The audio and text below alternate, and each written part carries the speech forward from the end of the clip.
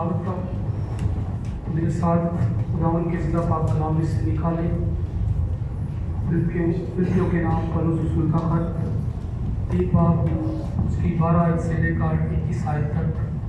फिलिपियों 3 बाब 12 आयत से लेकर 21 आयत तक।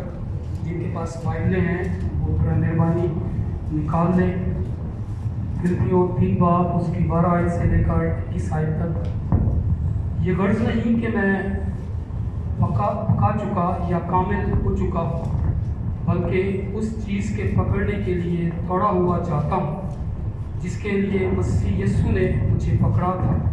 ऐ भाइयों, मेरा ये गुमान नहीं कि पकड़ चुका हूँ, बल्कि सिर्फ ये करता हूँ कि जो चीज़ें पीछे रह गई उनको भूल कर आगे की चीज़ों की तरफ बढ़ा हूँ, निशान की तरफ दौड़ा हुआ जाता हूँ ताकि उस इनाम को हासिल करूं जिसके लिए खुदा ने मुझे मसीह यीशु में ऊपर बुलाया है। बस हम में से जितने कामिल हैं यही ख्याल रखें, और अगर किसी बात में तुम्हारा और तरह का ख्याल हो तो खुदा उस बात को भी तुम पर ज़ाहिर कर दे। बहरहाल जहाँ तक हम पहुँचे हैं उसी के मुताबिक चले। ऐ भाइयों, तुम सब मिलकर मेरी मानद बनो और उन लोगों को पहचान रखो जो इस तरह चलते हैं जिसका नमूना तुम हम में पाते हो, क्योंकि बथेरे ऐसे हैं जिनका जिक्र मैंने तुमसे बारहा किया है और अब भी रो रो कर कहता हूँ कि वो अपने चाल चलन से मसीह की सलीब के दुश्मन हैं। उनका इनाम हलाकत, उनका खुदा पेट है। वो अपनी शर्म की बातों पर फ़ख्र करते हैं और दुनिया की चीज़ों के ख्याल में रहते हैं। मगर हमारा वतन आसमान पर है और हम एक मुनज्जी यानी खुदावंद यीशु मसीह के वहाँ से आने के इंतज़ार में हैं। वो अपनी उस क़ुव्वत की तासीर के मुआफ़िक जिससे सब चीज़ें अपने ताबे कर सकता है, हमारी पस्तहाली के बदन की शक्ल बदल कर अपने जलाल के बदन की सूरत पर बनाएगा। खुदावंद के पाक कलाम की पढ़ सुने जाने पर खुदावंद की बरकत हो। तशरीफ़ रखें। मैं दावत दूँगा खुदावंद के बंदा पास्टर शान के लिए नायक से जो कुछ खुदा ने उन्हें दिया है वो हम सबसे शेयर करें। एक बार फिर अपनी आंखों को बंद करें, खुदा की हज़ूरी को महसूस करेंगे।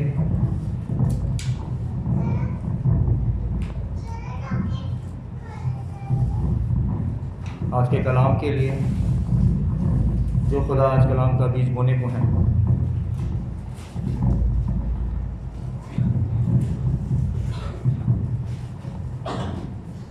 खुदा हमारे दिलों की ज़मीन को नरम करें ताकि जो कलाम का बीज बोया जाए हमारी ज़िंदगियों में 100 गुना फैलाए। कलाम के लिए दुआ करें, मिले दुआ करें कि मैं ना बोलूं बल्कि खुदा का पाक रूह उनमें से होकर कलाम करें, ताकि हम सब मिलकर आज के कलाम के वसीले से 100 गुना फैलाएं। तो अपनी आंखों को बंद करेंगे, कलाम की हज़ूरी को महसूस करेंगे। खुदा पाक रूह आज जुम्मत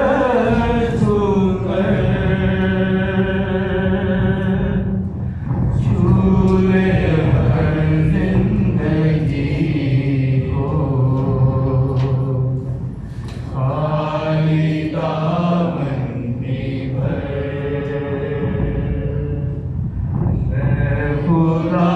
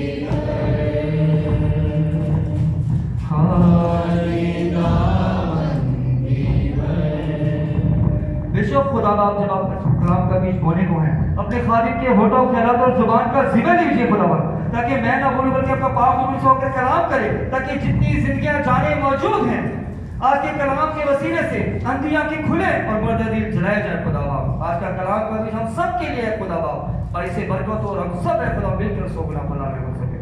या खुदा अपने खालिद के होठों ख्यालात और जुबान का जिम्मा लीजिए, पूरे माहौल को, पूरे फिजा को खुदा बाप आपके कंट्रोल, आपके इख्तियार में देते हैं खुदा बाप, क्योंकि मांग करके प्यारे बेटे अपने खुदा यीशु मसीह के नाम में, आमीन। यीशु मसीह के मीठे और बरकत नाम में आप सबको सलाम। आज थोड़ा साउंड सिस्टम प्रॉब्लम कर रहा है। हमने कोशिश की थी कि जो पहला हमारा मिक्सर है ये ख़राब होने से पहले हम दूसरा रिपेयर करवा लें, क्योंकि आपको पता है 2 मिक्सर है, हम लोग स्पेयर में रखते हैं। तो ऑलरेडी हम दे चुके थे, कहते हैं रिपेयर के लिए, लेकिन आज सडनली सुबह साउंड में उसकी स्लाइड ऑलमोस्ट एंड पे थी, तो आज वो साउंड देना छोड़ दिया। तो हमने क्या किया, दूसरे मिक्सर को लगाया जो पहले से थोड़ा खराब था, थोड़ा साउंड में थोड़ी डिस्टर्बेंस है। तो खुदावंद ने चाहा तो नेक्स्ट संडे बेहतर होगा। अजीजों, आज हम जिस अनवान पे बात करने लगे हैं, टॉपिक पर बात करने लगे हैं, वो है मसीहत और अलामतें। अलामतें यानी निशान। जैसे कि हमने अभी तिलावत में भी पढ़ा है, फिलिप्पियों 3 बाब की 12 से 21 में, और अगर हम 14 आयत पर गौर करें तो लिखा, निशान की तरह दौड़ा हुआ जाता हूं ताकि उस इनाम को हासिल करूं जिसके लिए खुदा ने मुझे यीशु मसीह में ऊपर बुलाया। इसीलिए आज हम निशान पर बात करेंगे। किसी मसीह की अलामतें क्या है, निशान क्या है, क्योंकि बहुत सी आज की कलीसियाएं, लोग, बुजुर्ग कह लें, बच्चे कह लें, नौजवान कह लें, परेशान हैं कि मसीही निशान क्या है, अलामतें क्या हैं और वो क्यों है, उनके मायने क्या हैं। क्या कलाम मुकद्दस में इनका हमें जिक्र मिलता है, और क्या हमें कलाम सिखाता है कि हमें निशानों की तरफ दौड़ना चाहिए। इसीलिए आज का जो उन्वान जो रखा है वो है मसीहत और अलामतें यानी निशान, यानी क्रिश्चियनिटी एंड सिंबल्स और साइंस। अच्छा, तो जिसमें हम अगर पहले निशान पे गौर करें अलीशा,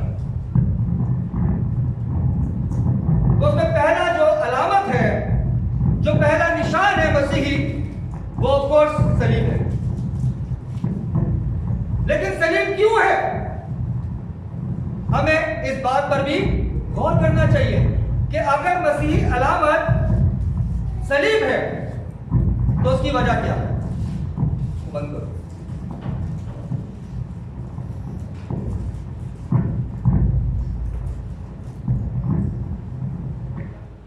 मसीही अलामत पहली जो है वो है सलीब।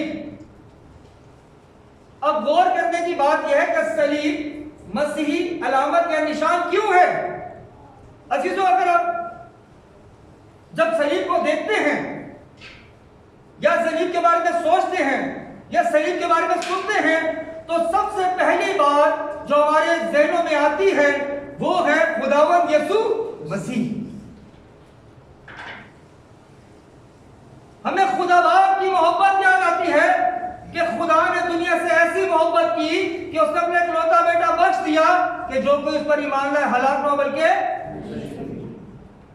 और 17 में देखें तो क्या लिखा है, क्योंकि खुदा ने बेटे को दुनिया में इसलिए भेजा कि दुनिया पर क्योंकि खुदा ने बेटे को दुनिया में इसलिए नहीं भेजा कि दुनिया पर सजा का हुक्म करे, बल्कि इसलिए भेजा कि उसके वसीले से निजात पाए। और इसका जो हमें वजाहत मिलती है वो मिलती है यूहन्ना 3 बाब और उसकी 16 से 17 आयत में। यूहन्ना 3 उसकी 16 से 17 आयत को जरा पढ़ें, क्या लिखा है।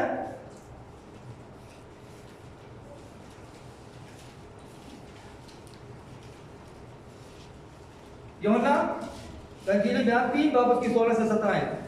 खुदा ने दुनिया से, देखिए यहाँ पर क्या लिखा, क्योंकि खुदा ने दुनिया से ऐसी मोहब्बत रखी कि उसने अपना इकलौता बेटा बख्श दिया ताकि जो कोई उस पर ईमान लाए हलाक न हो बल्कि हमेशा की जिंदगी, हलाक ना हो बल्कि हमेशा की। आगे क्या लिखा है?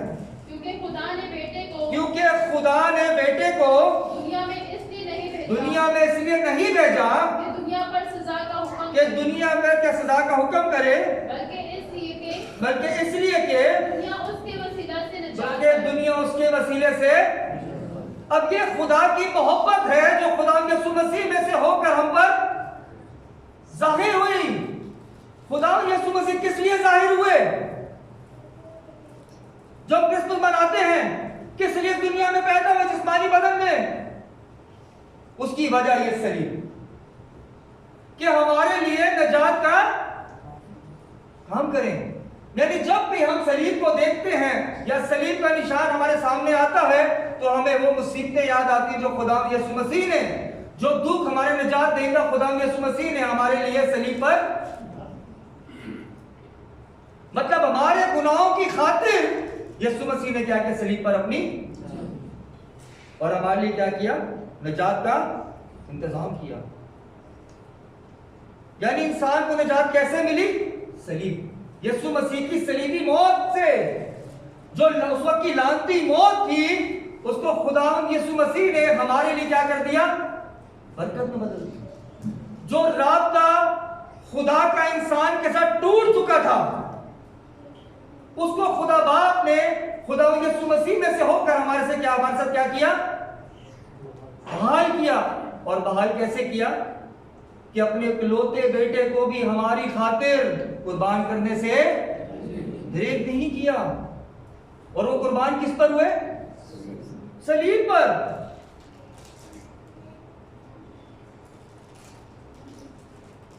और अगर गौर करें मत्ती 6 बाब 16 बाब की 24 है तो देखिए क्या लिखा है। यहां पर देखिए खुदा यीशु मसीह ने शागिर्दों को क्या तालीम दी। उन्होंने कहा, बात यूहन्ना बपतिस्मा देने वाला कहते हैं। मत्ती 16 की 24। उस वक्त यीशु ने अपने शागिर्दों से कहा, देखिए उस वक्त यीशु ने अपने शागिर्दों से कहा कि अगर कोई मेरे पीछे आना चाहे तो अपनी खुदी का इनकार करे, तो अपनी खुदी का इनकार करे। आगे, और अपनी सलीब उठाए और मेरे पीछे हो ले। और मेरे पीछे। अब यहां पर यीशु मसीह किस बात का बारे में बताते हैं शागिर्दों को कि अपनी सलीब उठाए।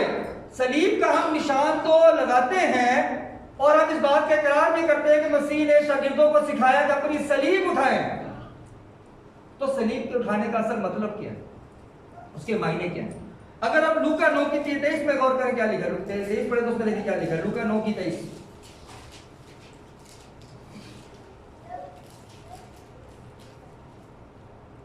लूका 9 बाब उसकी 23। उसने सबसे कहा, देखिए यहां पर लिखा है उसने सबसे कहा, अगर कोई मेरे पीछे आना चाहे तो अपनी खुदी से इनकार करे, और अपनी खुदी से इनकार करे और हर रोज अपनी सलीब और उठाए। हर रोज अपनी सलीब।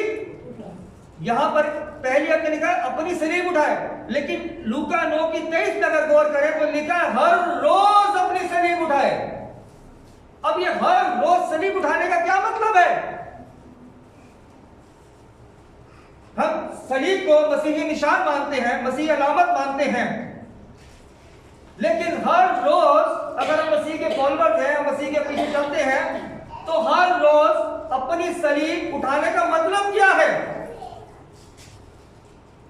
अजीजों, हर रोज अपनी सलीब उठाने से मुराद ये है कि हर रोज जब आप उठते हैं तो आपके ज़हनों में ख्यालों, जो अबलीस है वो तरह तरह के ख्याल बांधता है, वो तरह तरह की ख्वाहिशें पैदा करता है।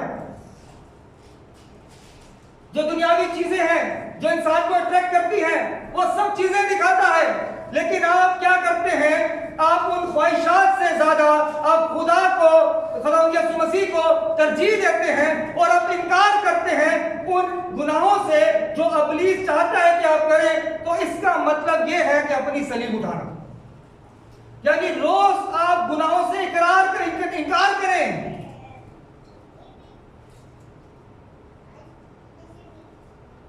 इंसान होते हुए हर रोज जब हम उठते हैं तो हमें कोई ना कोई तरह की हमारे को खूबसूरती दिखती है, कोई ना कोई ऐसी चीज दिखती है जो हमें अट्रैक्ट करती है, और वो ऐसे काम होते हैं जो हमें इब्लीस का गुलाम बनाते हैं, जो हमें खुदा से दूर करते हैं, जो हमें निशान से दूर करते हैं। जैसे कि पौलुस लिखते हैं कि निशान की तरफ दौड़े जाता हूं इनाम को हासिल करने के लिए, उस इनाम को हासिल करने से दूर करते हैं, हलाकत की तरफ बढ़ाते हैं कि हमें इनाम बरकत की जगह हलाकत मिले उसकी तरफ बढ़ाते हैं। और जब आप उसको रद्द करते हैं, ठुकराते हैं और आपको मसीह की वो दुख याद आते हैं जो मसीह ने हमारी खातिर सलीब पर सहे, तो आप अपनी सलीब को, मतलब आपका ध्यान क्या किसकी तरफ होता है? खुदा की सूची। ये है रोज सलीब उठाना, कि हर रोज अपनी सलीब उठाई। अब एक बार सलीब उठा ली, क्यों ये बात की हर रोज? इसका मतलब ये है कि इब्लीस हर रोज आपको परेशान करेगा, हर रोज कोई ना कोई चीज आपके सामने ऐसी पेश करेगा कि आपको दिल करेगा आप उसकी तरफ जाएं। लेकिन जब आप सलीब की तरफ देखेंगे, उस काम की तरफ देखेंगे, उस मोहब्बत की तरफ देखेंगे जो खुदा बाप ने खुदा यीशु मसीह में से होकर हमारे साथ की, तो आप उन चीजों को इनकार करेंगे। पौलुस रसूल भी इसी तरह बताते हैं, कहते हैं कि दुनियावी चीजों को मैंने क्या समझा? बूढ़ा समझा, और मैंने रूहानी चीजों को, आसमानी चीजों को तरजीह। ये है रोज सलीब उठाना। अजीजों, अक्सर लोग सलीब को कलीसियाओं में लगाते हैं, चर्च पे लगाते हैं, चर्च के बाहर लगाते हैं, अक्सर लोग घरों में लगाते हैं, अक्सर लोग गाड़ियों में लगाते हैं, और अक्सर लोग जेवर के तौर पे गले में भी पहनते हैं, निशान के तौर पे गले में पहनते हैं। लेकिन अगर वो इस सलीब का मतलब ना जाने कि सलीब वो क्यों पहनते हैं या सलीब क्यों निशान है, तो उनका मसीह होना फायदेमंद नहीं है। इसीलिए हमें जानना चाहिए कि मसीहत में अगर सलीब हमारी अगर अलामत है, निशान है, तो उसकी वजह क्या है, और जब वजह मालूम है तो हमें कलाम के मुताबिक उसी पे चलना चाहिए।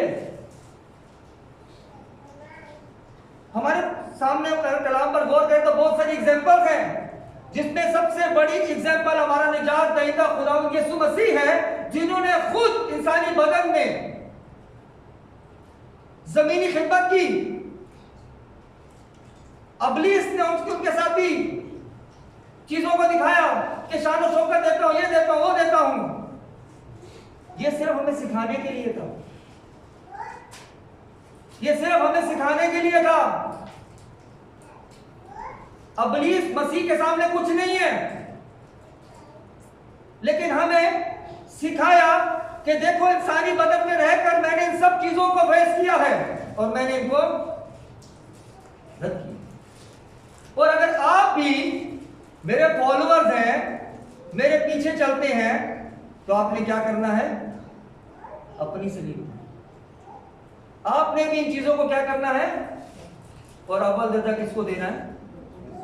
खुदा को देना है। इसीलिए जो सलीब है ये निशान है, लेकिन निशान का मतलब ये नहीं है कि हम इसके सामने झुककर इसको सिजदा करें, क्योंकि ये जो हम सलीब बनाते हैं ये वो सलीब नहीं है जिसमें खुदा यीशु मसीह ने जान दी, बल्कि ये एक निशान है, निशान के तौर पर है, जो कि तमाम दुनिया मानती है कि जहां सलीब का निशान आता है वहां पर क्या आती है? मसीह आते हैं, वहां पे मसीहत आती है। लेकिन बहुत से लोग क्या करते हैं, जब वो दुआ करते हैं तो सलीब को सामने रख के उसके सामने सिजदा करते हैं। सिजदा किसके सामने करना चाहिए? बेशक निशान है, बेशक मसीह अलामत है, लेकिन हमें झुकना खुदा के सामने है। दूसरे निशान की तरफ बढ़े। दूसरा निशान क्या है?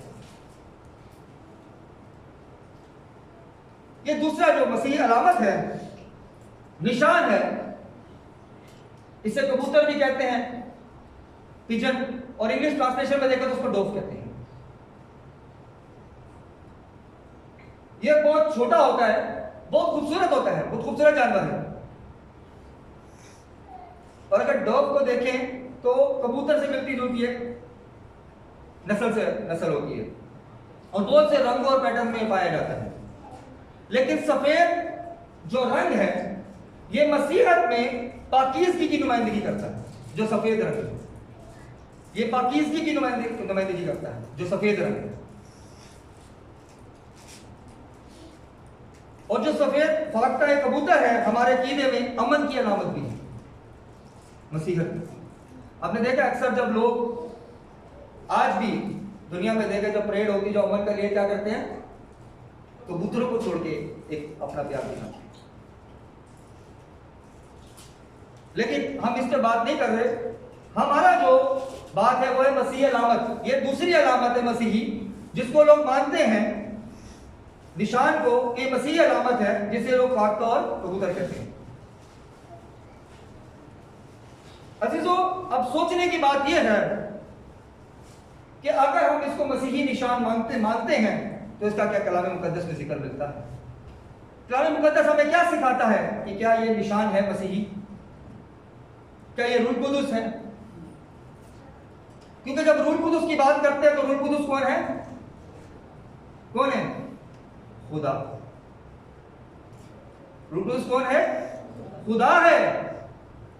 तभी हम कहते हैं बाप, बेटा और रूह कुदुस के नाम से। रूह कुदुस कौन है? खुदा है। आइए गौर करें लूका 3 बाब और उसकी 21 से 22 आयतें।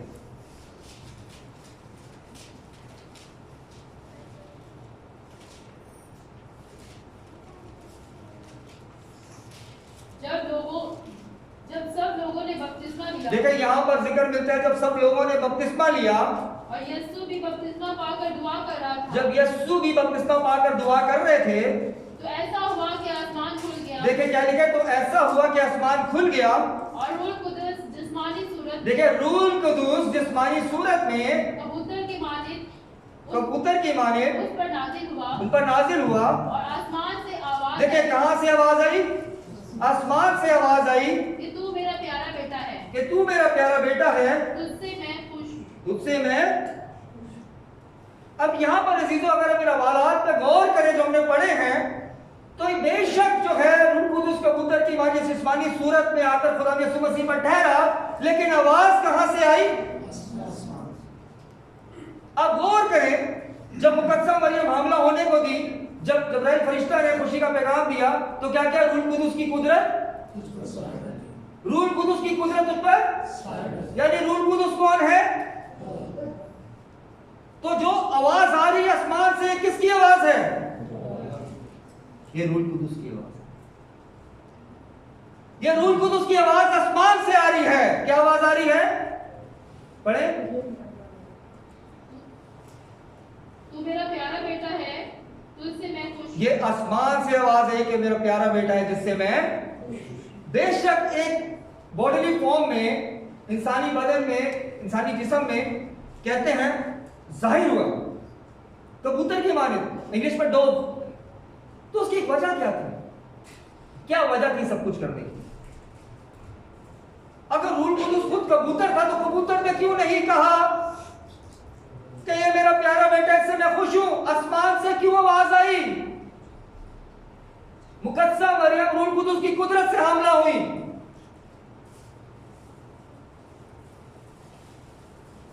अब यहां पर खुदा यीशु मसीह पर आके ठहरता है कबूतर, और आसमान से आवाज आती है कि मेरा प्यारा बेटा जिससे मैं।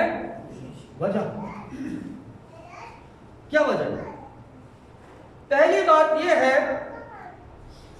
कि उस वक्त के लोगों को निशान चाहिए होते थे।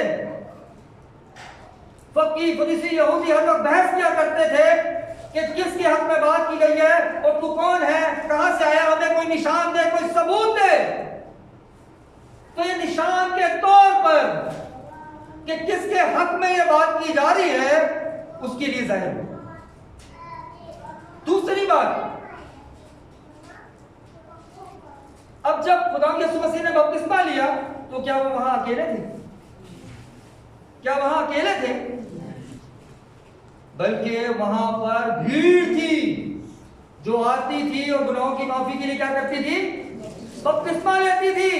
अब अगर कबूतर ना नजर आता है, डोग ना नजर आता, मसीह पर आकर ना ठहरता और इसके बगैर आसमान से आवाज आती कि मेरा प्यारा बेटा जिससे मैं खुश हूं, तो कैसे मालूम होता कि किसके हक में यह बात की जा रही है? और इसकी वजाहत जो है, इस बात की जो वजाहत जो हम कर रहे हैं कलाम मुकद्दस में भी मिलती है कि वो इसलिए हुआ क्योंकि पेशेंट वही थी कि जिस पर ऐसा होते हुए देखो वो मेरा प्यारा बेटा है। अब यूहन्ना बपतिस्मा देने वाला खुदा यीशु मसीह को नहीं जानता था, कलाम सिखाता है, लेकिन जब उसने देखा कबूतर उस पे आके ठहरा, बातों पे आके ठहरी, तो वो समझ गए कि ये है खुदा यीशु मसीह। आप समझ रहे बात में क्या समझाना चाह रहा हूं? और इस बात की वजाहत भी हमें कलाम में मिलती है। अब देखिए कलाम क्या हमें सिखाता है। यूहन्ना पहला बाब की 32 से 34 में देखिए क्या लिखा है। और यूहन्ना ने गवाही दी, देखिए यूहन्ना गवाही दे रहा है। यूहन्ना ने गवाही दी कि मैंने रूह को कबूतर की तरह आसमान से उतरते देखा है, आसमान से उतरते देखा है, और वो उस पर ठहर गया, और मैं तो उसे पहचानता ना था। देखिए यहाँ पर ये बात की वजाहत हो रही है जो हम बात कर रहे थे। क्या लिखा है? और मैं तो उसे पहचानता ना था, मगर जिसने मुझे पानी से बपतिस्मा बपतिस्मा देने को भेजा, उसी ने मुझसे कहा कि जिस पर तू रूह को उतरते देखे और ठहरते देखे वही रूह कुदस से बपतिस्मा देने वाला है। वो ही रूह कुदस और पानी से। तो एक निशान था। वहां पर बहुत भीड़ थी। अब जहां पे बहुत सारे लोग बैठे हैं, अगर मुझे किसी से बात करनी स्पेशल खास, तो मैं अगर ऐसे कहूंगा किसी को समझ किसको मैं अपनी तरफ मुखातिब करूं, लेकिन जब मैं उसका नाम लेकर या कोई इशारा करके उसकी तरफ बताऊंगा तो सब लोगों को पता चलेगा कि किससे मैं बात करूं। ये कलाम में वजाहत में मिलती है कि ये चीज जो है ये इसलिए हुई ताकि भीड़ में सब लोगों को पता चल जाए, खासकर यूहन्ना बपतिस्मा देने वाले को, कि किसके हक में मैं आसमान से कहता हूं कि ये मेरा प्यारा बेटा है जिससे मैं। लेकिन अक्सर लोग इसको उल्ट सुनते। कलाम हमें सिखाता है कि ये निशान इसलिए हुआ क्योंकि भीड़ बहुत थी। अगर खुदा बाप रूह कुदस आसमान से कह देते मेरा प्यारा बेटा, कैसे मालूम होता किसके हक में था? इसीलिए ये सब कुछ हुआ। और इसी बात की वजाहत हमें पुराने नामे में भी मिलती है, यसाया में। यसाया 11 बाब की पहली से 2 आयत में देखिए क्या लिखा है।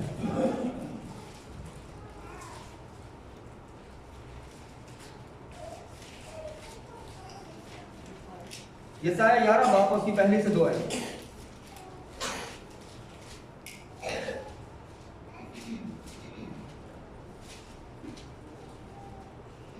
और यसी के तने से कौपल निकलेगी। देखिए क्या लिखा, यसी के तने से कौपल निकलेगी और उसकी जड़ों से एक बार आवर शाख पैदा होगी। आगे, और खुदावन की रूह उस पर ठहरेगी। देखिए क्या लिखा, और खुदावन की रूह उस पर ठहरेगी। ये पेशेंट गोइयां थी जो पूरी हुई।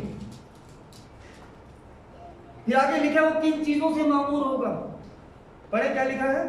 हिकमत और फिक्र की रूह, ओके, मुसल्लत और कुदरत की रूह, आगे, मार्फत और खुदावन के खौफ की रूह। ये चीजें उनसे वो मामूर। ये खुदावन की मसीह के हाथ में कहा गया। ये क्या कहा गया कि खुदावन का उन पर क्या करेगा? ठहरेगा। ये निशान के तौर पर हुआ ताकि लोगों को मालूम हो कि किसके हक में ये बात की जाती। और अगर आप मत्ती 3 बाब और उसकी 16 से 17 आयत देखो तो यहां पे देखिए क्या लिखा है।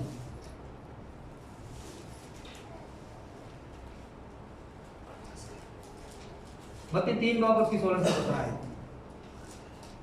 और यीशु बपतिस्मा लेकर फिर फोड़ पानी के पास से ऊपर गया। देखिए आगे, और देखो उसके लिए आसमान खुल गया। देखिए यीशु मसीह के लिए आसमान खुल गया। आगे, और उसने खुदा के रूह को यीशु ने खुदा के रूह को कबूतर की मानित उतरते और अपने ऊपर आते देखा। आगे, और देखो आसमान से ये आवाज आई कि ये मेरा प्यारा बेटा है जिससे मैं खुश।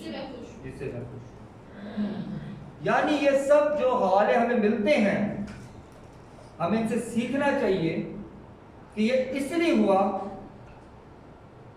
कि उस वक्त जब खुदा यीशु मसीह ने बपतिस्मा लिया तो बहुत भीड़ थी। यूहन्ना बपतिस्मा देना नहीं पहचान सकता था कि किसके हक में बात की गई है, तो उनको भी खुदा ने बताया कि जिस पे आप ठहरते देखो वो है खुदा का घर। लेकिन अक्सर लोग क्या करते हैं, लोग इस तस्वीर को आयतों के साथ लगा देते हैं।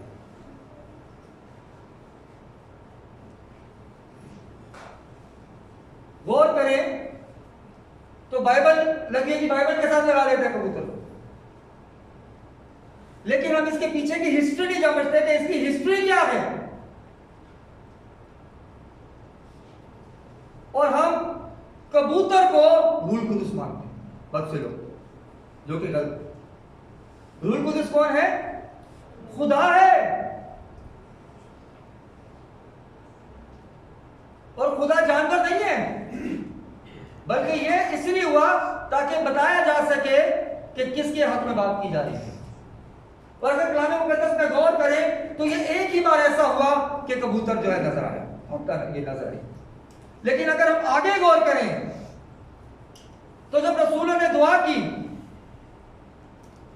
या हम इन्हें पेंतिकास्त पर गौर करते हैं, अमाल 2 बाब की पहली से 2 आयत में देखिए क्या लिखा है।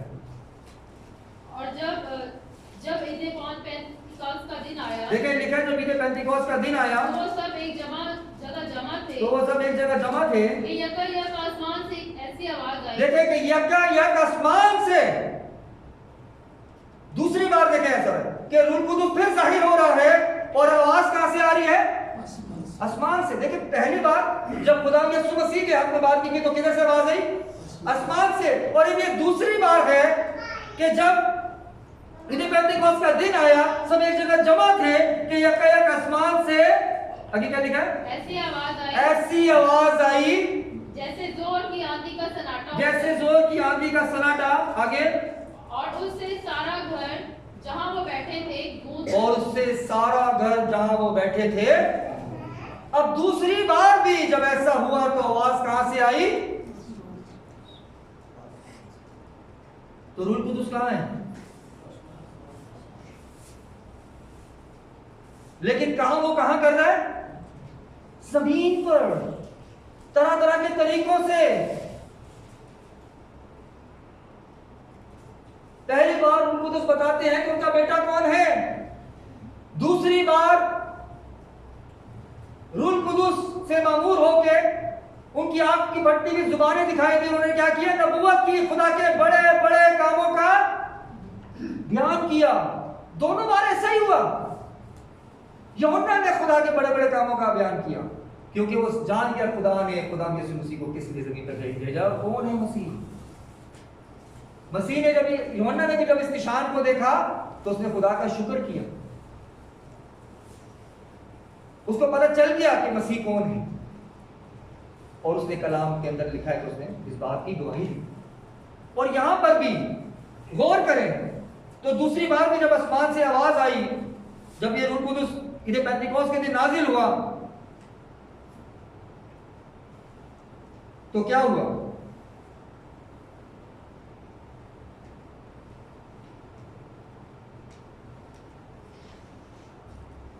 लिखा है, मगर अपनी अपनी जुबान में उनसे खुदा के बड़े बड़े कामों का बयान सुनते थे। पहला बड़ा काम क्या था? मसीह का इस दुनिया में जाहिर होना, कि खुदा ने दुनिया से जो मोहब्बत रखी उसको दुनिया पर क्या कर दिया। और यूहन्ना ने गवाही दी कि मुझे मालूम नहीं था, लेकिन मुझे खुदा के रूह ने बताया। और दूसरी बार भी जब रूहुल कुदुस नाज़िल हुआ तो जब आसमान से आवाज आई और जहां वो बैठे थे पूरा घर गूंज उठा, तो यहां पर भी खुदा के बड़े बड़े कामों का बयान हुआ। लेकिन यहां पर कबूतर नजर नहीं, कबूतर सिर्फ पहली बार है।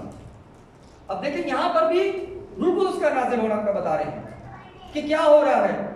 आग की फटती हुई जुबानें दिखाई दे रही हैं, नजर आ रही हैं, वो पढ़ रहे हैं उन जुबानों को, खुदा के बड़े बड़े कामों का बयान कर रहे हैं। और 2 बार फिर ऐसे हुआ जब उन्होंने दुआ की, उन्होंने गैर जुबानें बोली। लेकिन आगे जाके पौलुस रसूल देखिए क्या लिखते हैं।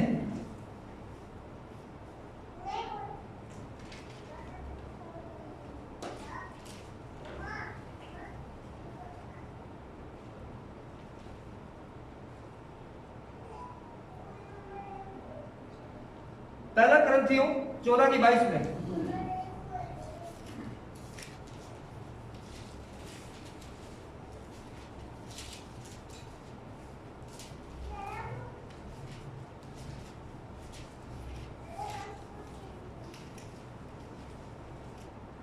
बस बेगाना जुबानें ईमानदारों के देखिए लिए, लिखा, बस बेगाना जुबानें ईमानदारों के लिए नहीं बल्कि बेईमानों के लिए बल्कि निशान, बेईमानों के लिए निशान है, और नबूवत बेईमानों के लिए नहीं, और नबूवत बेईमानों के लिए नहीं बल्कि ईमानदारों के लिए निशान। बल्कि ईमानदारों के लिए।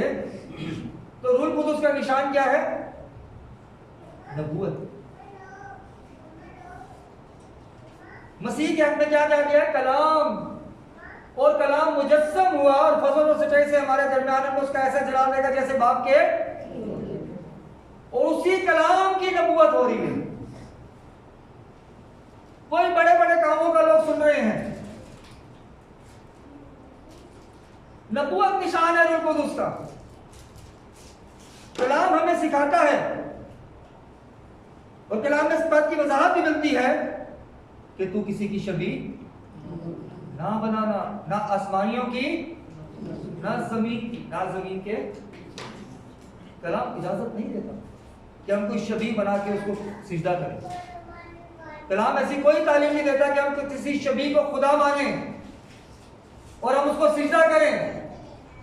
बल्कि कलाम में लिखा है जो मैं हूं सो मैं, कलाम कहता है खुदा रूह है। अब ऐसे तो सोचने की बात यह है कि ये कॉन्सेप्ट कहां से स्टार्ट होता है। आगे करें। ये जॉर्डन का स्कूल है। एक जॉर्डन के अंदर एक क्रिश्चियन स्कूल का आगाज हुआ, और जब उस स्कूल को 30 साल मुकम्मल हो गए, जॉर्डन में जो क्रिश्चियन स्कूल है, जब उसको 30 साल मुकम्मल हो गए, तो दोबारा से उसको एक नाम दिया गया, उसको लोगो दिया गया।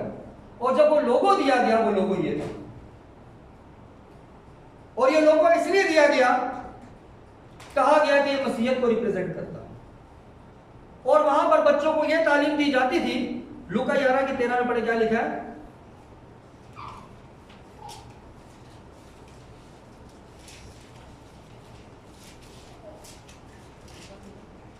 लूका 11:13 है।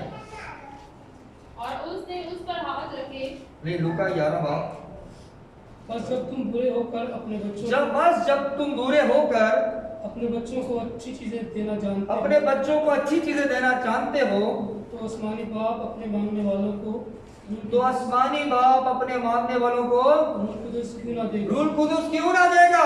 अब ये तालीम जो है बच्चों को दी जाती है, बेशक बहुत अच्छी तालीम है कि खुदा यीशु मसीह, खुदा बाप हमसे प्यार करते हैं, खुदा रूह कुदस हमें देते हैं, खुदा का रूह जो है जब हमें दाखिल होता है हमें गुनाहों से दूर रखता है, हमें संभालता है, हमें मकसद बताता है कि हमारी दुनिया में रहने का क्या है। लेकिन उन्होंने जो गलती थी, उनकी गलती ये निशान, वो निशान ने क्यों दिखाया? उन्होंने मसीह का रिप्रेजेंट किया कि जब खुदा यीशु मसीह जब बपतिस्मा ले रहे थे, जब उन्होंने बपतिस्मा लिया, जब बपतिस्मा लेकर पानी से बाहर निकले, तो जब वो दुआ कर रहे थे तो कबूतर यानी पाक पानी, और जब वो बच्चों को बताते हैं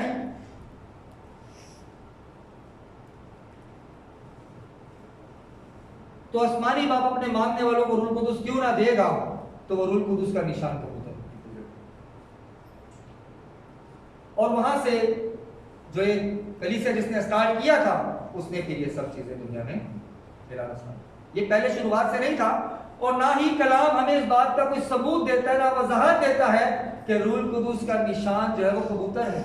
अगर हम यीशु मसीह के जमीनी खिदमत पर गौर करें तो यीशु मसीह ने भी नहीं कहा कि जब रूह कुदस तुम पर नाजिल होगा तो कबूतर तुम्हारे में दाखिल होगा, या कबूतर तुम्हें नजर आएगा। और उसके बाद जब खुदा के यीशु मसीह आसमान पर उठाए गए, उसके उठाए जाने के बाद जब वो जलाली बदन में उठाए गए, तो उसके बाद जब रसूलों ने, शागिर्दों ने तालीम का आगाज किया, तो उन्होंने भी अपनी तालीम में कहीं नहीं बताया कि कबूतर रूह कुदस का नहीं बताया। यह इंसान ने खुद बनाया, क्योंकि उन्होंने जब पढ़ा कलाम में से कि कबूतर की माने, तो वो कंफ्यूज। लेकिन हमें कंफ्यूज होना चाहिए कलाम को पढ़ना चाहिए और जब कंफ्यूज हो तो खातमों से पूछना चाहिए कि ऐसा क्यों है, ज्यादा हमारा खुदा नहीं हो सकता। कलाम में लिखा है कि यूहन्ना को बताने के लिए ऐसा हुआ कि यूहन्ना को पता चल जाए कि कौन है जो रूह कुदुस और पानी से बपतिस्मा देने वाला है। लिखा मैं तो ना जानता था, बल्कि रूह ने मुझे बताया, जिसने मुझे भेजा बपतिस्मा देने को, उसने मुझ पर जाहिर किया कि जिसके ऊपर तू रूह उतरते देखिए। ये एक निशान के तौर पर हुआ उसके लिए। ये इसलिए नहीं हुआ कि हम इसको मसीह अलामत के तौर पर इस्तेमाल करें, बल्कि जो इसको ऐसा रूह कुदुस मानते हैं वो गुनाह करें। हाँ, ये जरूर है कि ऐसा निशान के तौर पर कि वाजिया हो जाए कि किसके हक में बात की जा रही है।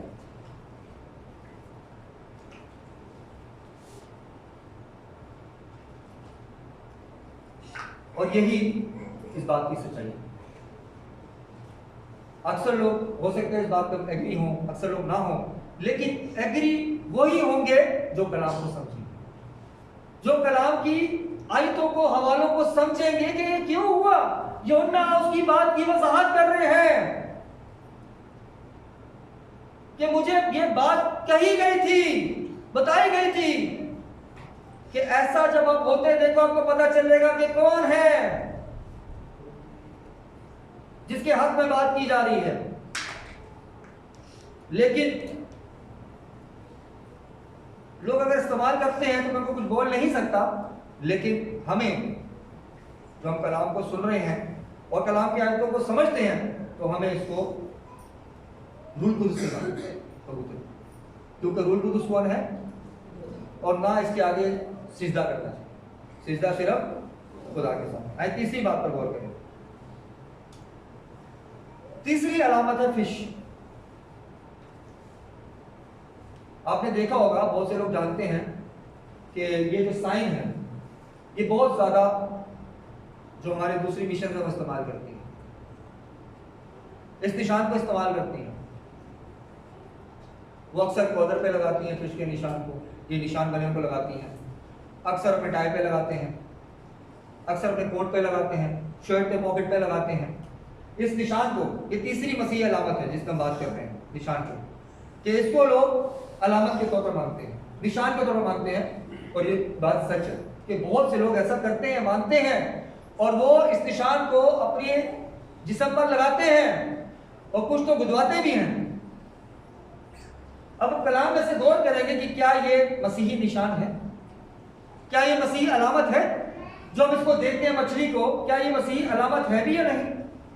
अजीजों, जब हम कलाम मुकद्दस पर गौर करते हैं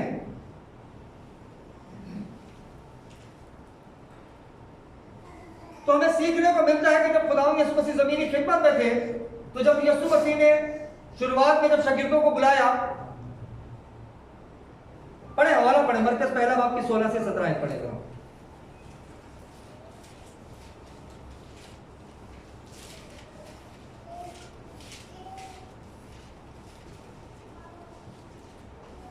और गलील की झील के किनारे किनारे जाते हुए, और गलील के क्या लिखा, झील के किनारे किनारे जाते हुए उससे शमौन और शमौन के भाई, देखिए शमौन और शमौन के भाई इंद्रियास को झील में जाल डालते देखा, क्योंकि वो माही गिर थे।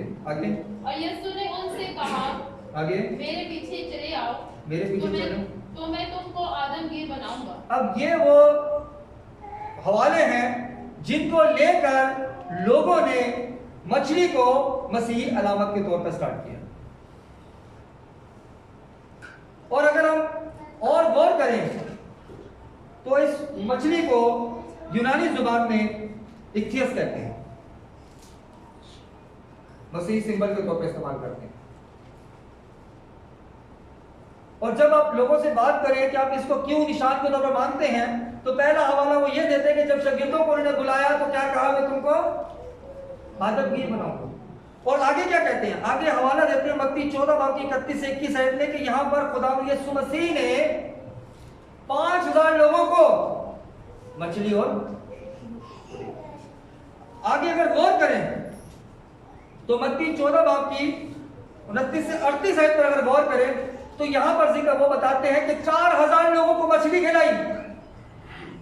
वो ये हवाला देते हैं कि मछली जो है वो जहां जहां मसीह गए मछली का निशान रहता था। हालांकि खुदा ने उससे कहा था कि तुम्हारे पास क्या है खाने, तो उन्होंने कहा ये हमारे पास खाना मछली बनेगी। तो मसीह ने दुआ की और बरकत दी और वो क्या हुआ, वो खाना बड़ा। लेकिन ये जो है ये हमारे लोग बताते हैं। और अगर हम यूहन्ना 21 बाब की 1 से 14 पर गौर करें तो देखिए क्या लिखा है। अब यहां पर शागिर्दों को सेपरेट यीशु मसीह मछली और रोटी खाने को देते हैं। यूहन्ना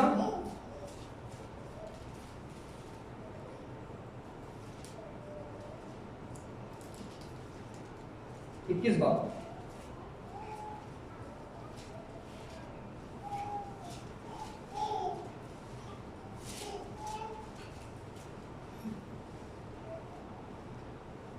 यहां पर मैं सिर्फ जो पढ़ूंगा वो 13 और 14 पढ़ूंगा। यीशु आया और रोटी लेकर उन्हें दी, इसी तरह मछली भी दी। यीशु मुर्दों में से जी उठने के बाद ये तीसरी बार शागिर्दों पर जाहिर हो। ये वो हवाले हैं जो लोगों को बताए जाते हैं और बताया जाता है कि मसीहत में जो मसीहत की अलामत है, शागिर्दों की डिसाइपलशिप की जो अलामत है वो मछली। अब अजीजों गौर करें कि कलाम मुकद्दस भी हमें ये बात की तस्दीक करता है कि मछली जो है वो मसीही अलामत है।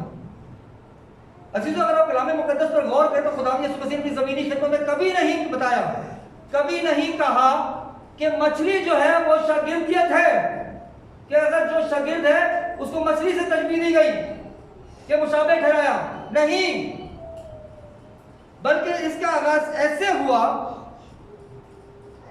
अगर आप गौर करें तो रसूलों ने भी कभी कलाम मुकद्दस में हमें कहीं वजाहत नहीं मिलती कि मछली का निशान बनाया। जब आपस में मुलाकात करते तो मछली का निशान लाते थे, कहीं कलाम में बात की वजाहत नहीं है।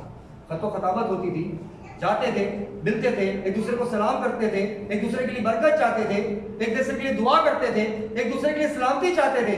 लेकिन कभी कहीं भी कलाम में नहीं जिक्र मिलता कि खुदावंद यीशु मसीह की ज़मीनी खिदमत के बाद जब जलाली बदन में उठाए गए तो उसके बाद रसूलों ने इस चीज़ की मुनादी की। बल्कि इसका आगाज उसके बाद हुआ जब ये नई कलीसियाओं ने जन्म लिया। तो जब उन पर प्रोसिक्यूशन होती थी, जब उन पर दुख होते थे, परेशानियां होती थी, तो उन्होंने एक दूसरे को मुखातिब करने के लिए ये निशान बनाना स्टार्ट किया। वो क्या करते थे, जब वो मिलते थे किसी से तो वो इस आधे निशान को बनाते थे, मतलब इस आधे आर्ट को बनाते थे, और जो दूसरा इस पहले आधे को बनाते थे, दूसरा अगर इस आधे को कंप्लीट करता था तो उनको वाजिया हो जाता था कि ये सही सोबत के अंदर है, ये हमारी ही मसीही सोबत के अंदर है। तो इसका आगाज ऐसे हुआ।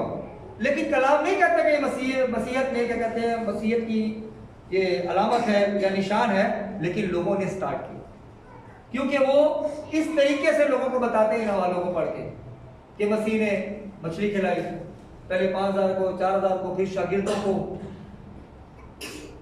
जुटने के बाद समुद्र के किनारे बैठे हैं, आग पर मछली और रोटी पका रहे हैं। वो इस तरीके से लोगों को बताते हैं। लेकिन कलाम में कहीं भी नहीं लिखा कि ये मसीही अलामत है, और ना ही हमें इसके सामने सिजदा करना चाहिए। अगर आप गूगल में रिसर्च करें कि इसका आगाज कहां से हुआ तो आपको ये मिलेगा कि 3री और 4थी सदी के अंदर इसका बहुत जोरों शोर पर स्टार्ट हो गया। मतलब 3rd से 4th सेंचुरी के अंदर जो है ये निशान बहुत फेमस हुआ कि लोगों ने इसको इस्तेमाल करना स्टार्ट किया और इसको जो है मसीहत की अलामत माना। क्योंकि लोग जब किसी से मिलते थे तो वो डरते थे, बताते थे कि मैं मसीही हूं, तो वह आधा निशान बनाते थे, और जो नहीं बनाता तो समझ जाते थे हमारा नहीं है, लेकिन जो उसको कंप्लीट करता था वो समझ जाते थे कि ये मसीही। तो इस तौर पर इसको स्टार्ट किया, लेकिन कलाम इस बात की हमें वजाहत नहीं। आए हम चौथे की तरफ बढ़े, थोड़ा सा जूम करें। चौथा है कैंडल्स। चौथी जो मसीह अलामत है, हो सकता है आपको पता है, बहुत से लोगों को नहीं पता कि बहुत सी मसीह मिशन इसको भी मानती हैं, हमेशा मछली को नहीं मानते, हम कबूतर को ऐसा होली स्पिरिट नहीं मानते, होली स्पिरिट खुदा है। हाँ, ये जरूर मानते हैं कि एक निशान के तौर पर रहे वो। इस तरह कैंडल्स भी हैं, कैंडल्स को हम नहीं मानते, लेकिन बहुत सी कलीसियां हैं जो मानती हैं कैंडल्स को। और जब पूछा जाता है कि कैंडल्स को क्यों मानते हैं, कैंडल्स को क्यों जलाते हैं या दीयों को क्यों जलाते हैं, तो वो क्या बताते हैं। यूहन्ना 8:12 तक गौर करें क्या लिखा है।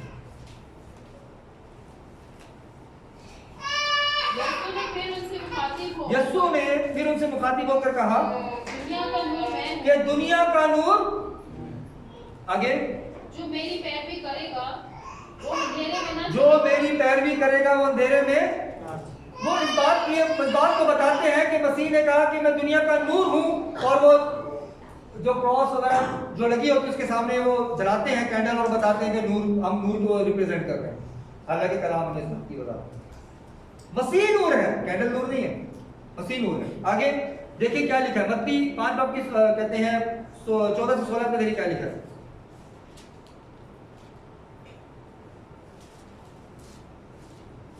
इन बातों के बाद, मत्ती 5 बाब की 14 से 16 है।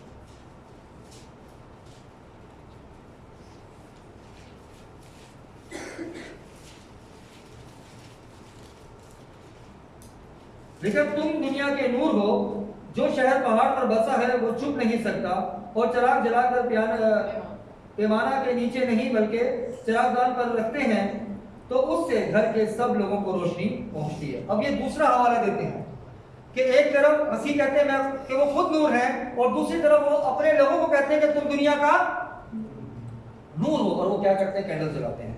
और तीसरी एक और हवाला देते हैं, वो पहला यूहन्ना 5 बाब की 7 देखिए क्या लिखा है।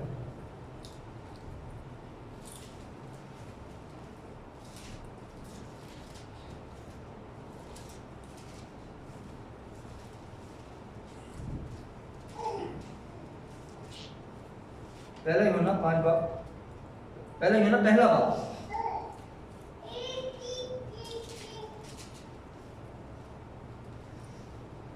लेकिन अगर हम नूर में चलें जिस तरह के वो नूर में है, तो 5 से बड़े 5 से।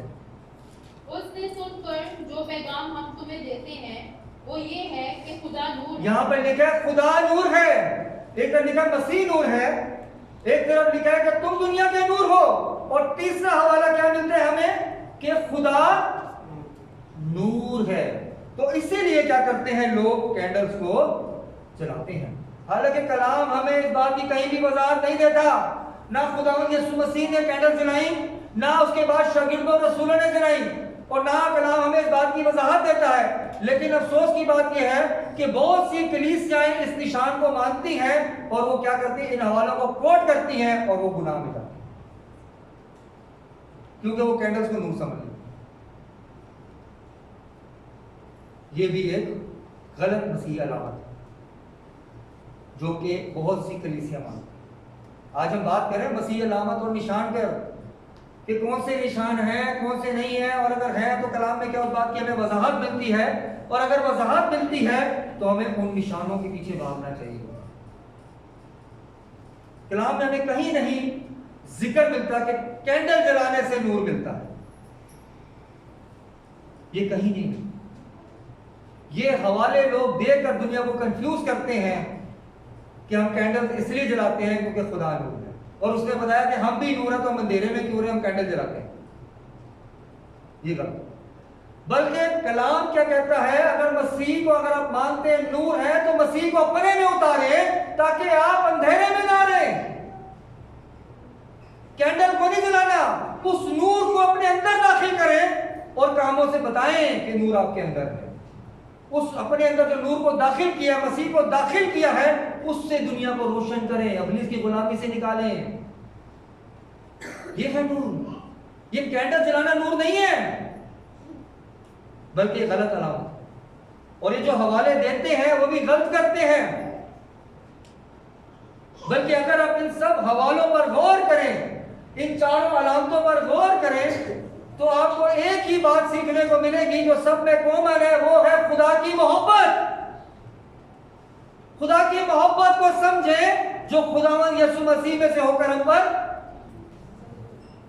तो हमें निशानों की तरफ नहीं भागना चाहिए। भागना किसके पीछे चाहिए? मसीह के पीछे। जो लोग निशानों की तरफ भागते हैं, जैसे कि पौलुस रसूल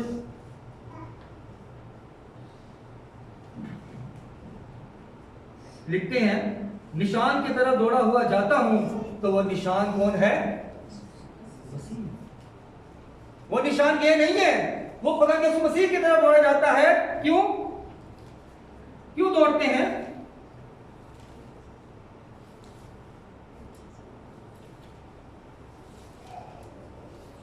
ताकि उनको इनाम मिले। और इनाम क्या है? इनाम क्या है?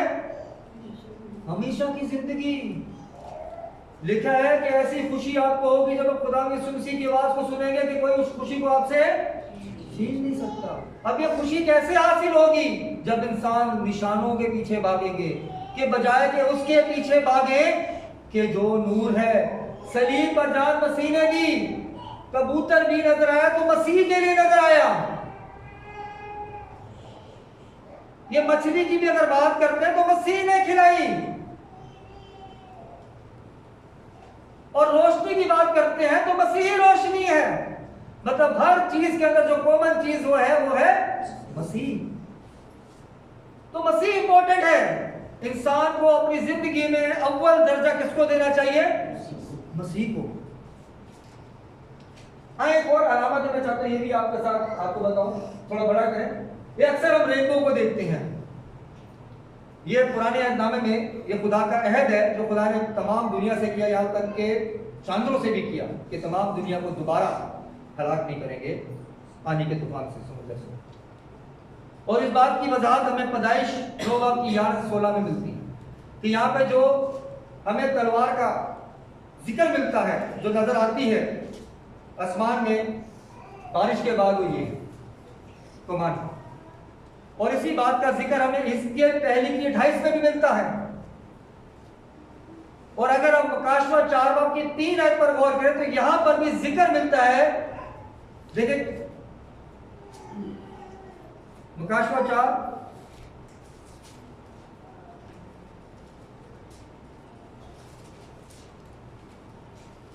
और जो उस पर बैठा है वो संजय यशब और अकीब सा मालूम होता है, और उसके चौगिर्द जुमुट की सी एक धम मालूम होती है।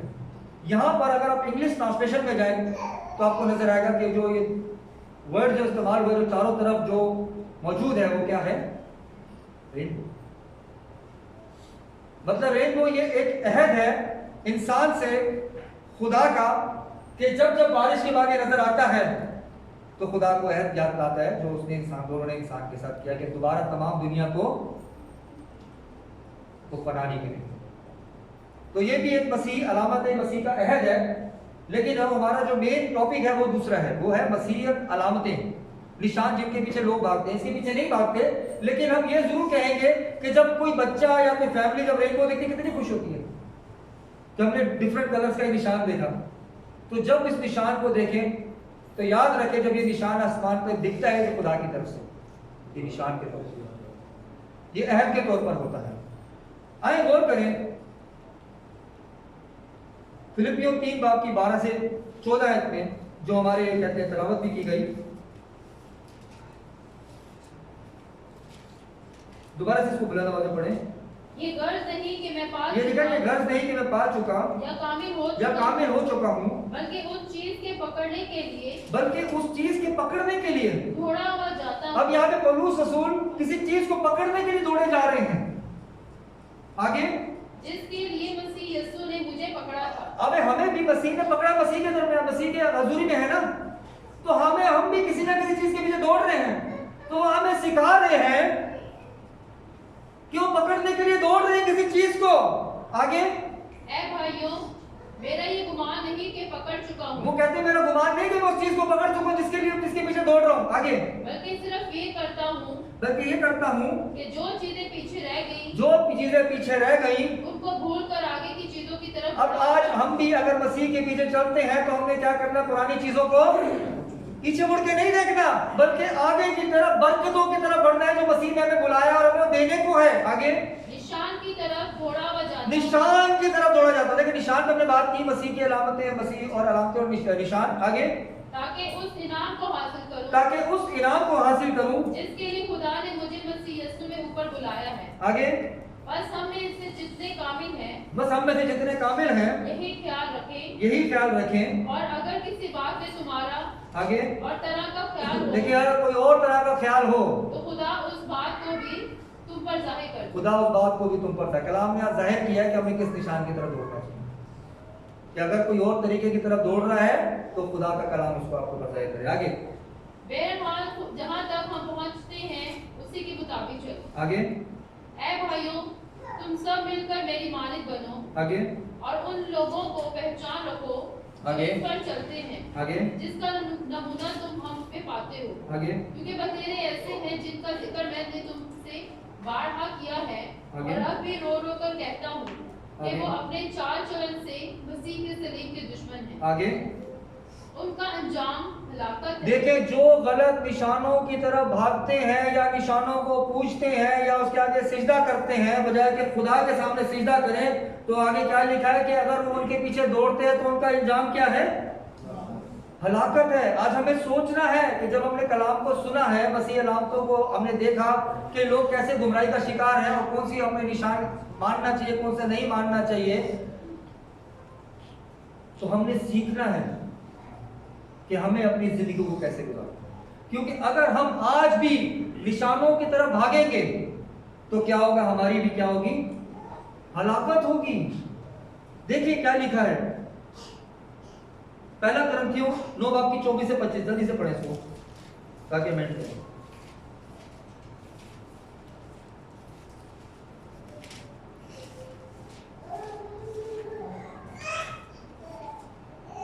पहला कुरिन्थियों 9 बाब की 24 और 25 है। क्या तुम नहीं जानते कि दौड़ में दौड़ने वाले आगे करें, आगे पढ़ें। क्या तुम नहीं जानते क्या तुम नहीं जानते कि दौड़ में दौड़ने वाले दौड़ते तो सभी हैं मगर इनाम एक ही ले जाता है। तुम भी ऐसे ही दौड़ो ताकि जीतो। अब जीतोगे कैसे? अगर निशानों के पीछे दौड़ेंगे तो नहीं जीतेंगे, लेकिन अगर हम खुदा के प्यार के पीछे दौड़ेंगे जो मसीह में से होकर हम पर जाहिर हुआ, तो हम क्या होंगे? उस निशान को जो पीछे दौड़ते हैं तो हमें क्या मिलेगी? हमेशा की। इब्रानियों 12 की 1 से 2 में देखिए क्या लिखा है। इब्रानियों 12 बाब की 1 से 2 में, पर जबकि गवाहों का ऐसा बड़ा बादल आगे, हमें घेरे हुए है, आगे, तो आओ हम भी हर एक बोझ और उस गुनाह को जो हमें आसानी से उलझा लेता है आगे, दूर करके उस दौड़। देखिए क्या लिखा है यहाँ पे, देखिए बता दी, दोबारा पढ़ें। पर जबकि गवाहों का ऐसा बड़ा बादल आगे, हमें घेरे हुए है, हमारे घेर हुए हैं, तो आओ हम भी हर एक बोझ और उस गुनाह को जो हमें आसानी से उलझा लेता है, हमें गुनाह को क्या करना है? तर्क करना है। आगे, दूर करके उस दौड़ में सब्र के साथ दौड़ना है। दौड़ना किसके पीछे? मसीह के पीछे सब्र से दौड़ना है। लेकिन गुनाहों को दूर करके, अगर आप सोचते हैं गुनाहों को साथ लेकर आप मसीह के पीछे दौड़ेंगे तो कभी भी आसमान की बादशाहत में दाखिल नहीं, कभी भी खुदा के आसमानी यरूशलेम में दाखिल नहीं हो सकते। हमें गुनाहों को तर्क करना है। और इब्रानियों 2 तीमुथियुस 4 के साथ देखिए जल्दी से, 2 तीमुथियुस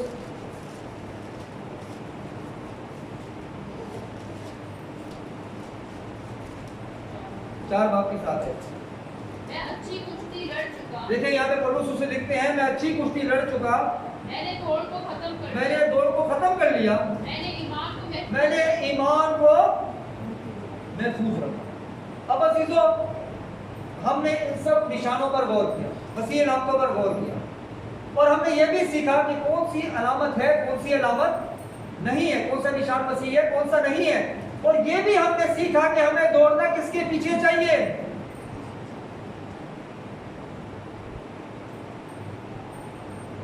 कलाम हमें सिखाता है कि दौड़ना किसके पीछे चाहिए।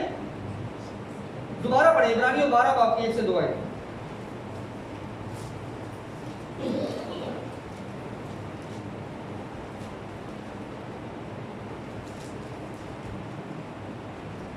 दूसरी आयत में लिखा, दूसरी आयत को पढ़ें।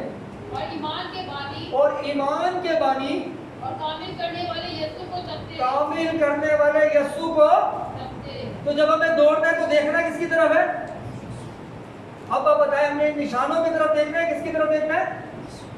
क्योंकि जब मसीह का नाम हमारे साथ जुड़ता है तभी इस दुनिया में हमारा असल कैरेक्टर आता है कि हम कौन हैं, हम किससे बिलोंग करते हैं। क्योंकि आज इस सलीब को, निशान को गैर कौमों ने भी बनाना स्टार्ट किया है। आपने नहीं देखा होगा, मैं बिल्कुल नहीं शेयर करना चाहता कि गैर कौमों ने भी सलीब के निशान को बनाना स्टार्ट किया है, लेकिन असल क्या है? असल ये है कि आप जुबान से इकरार करें कि मसीह खुदावंद है, वो खुदा का बेटा है।